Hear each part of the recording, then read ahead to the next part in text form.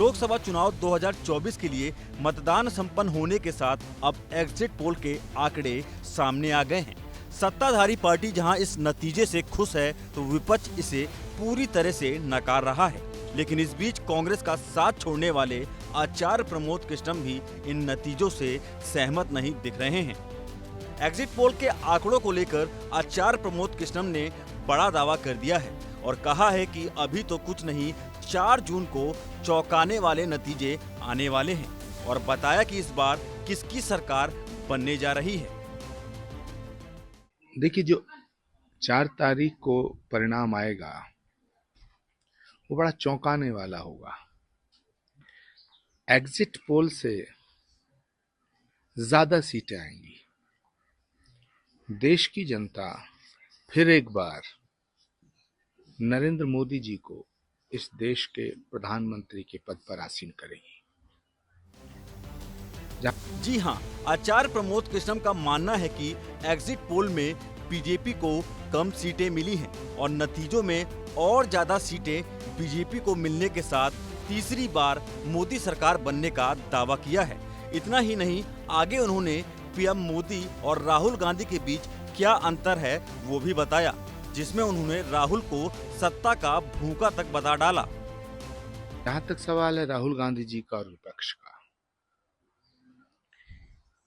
एक तरफ एक ऐसा नेता है जो राष्ट्र के कल्याण के लिए साधनारत है और एक तरफ ये इस तरह के नेता हैं कि सत्ता के लालच में चुनाव जैसे ही खत्म हुआ जोड़ तोड़ करके सत्ता को कब्जा करने के लिए मीटिंगों पे मीटिंग कर रहे हैं।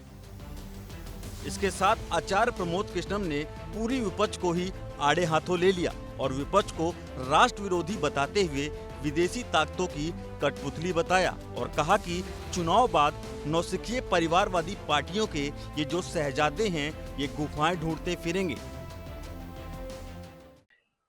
विपक्ष की जो हरकतें हैं वो राष्ट्र विरोधी हो गई हैं। पूरा विपक्ष विदेशी ताकतों के हाथ में खेल रहा है और मुझे लगता है कि 4 तारीख के बाद विपक्ष के ये जितने नौसिखिए परिवारवादी पार्टी के शहजादे हैं ये गुफाएं ढूंढते फिरेंगे, विदेशों में जाएंगे, एकांतवास में जाएंगे, क्योंकि देश की जनता इन्हें नकार चुकी है।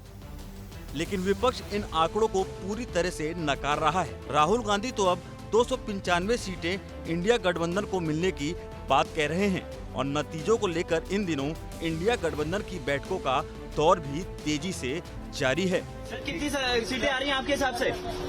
सरकार बन रही है। सिद्धू मूसेवाला का सॉन्ग सुना आपने? 295 सर, कितनी सीटें आ रही हैं आपके हिसाब से? सरकार बन रही है। सिद्धू मूसेवाला का सॉन्ग सुना आपने? 295। तो वहीं अखिलेश यादव ट्वीट कर एग्जिट पोल को गलत बता रहे हैं और कह रहे हैं चुनाव का नतीजा मतगणना से आएगा, मनगणना से नहीं।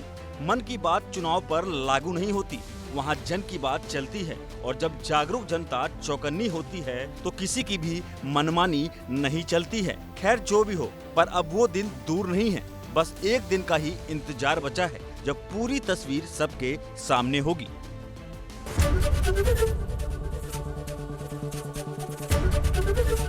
एबीपी गंगा, खबर आपकी, जुबान आपकी।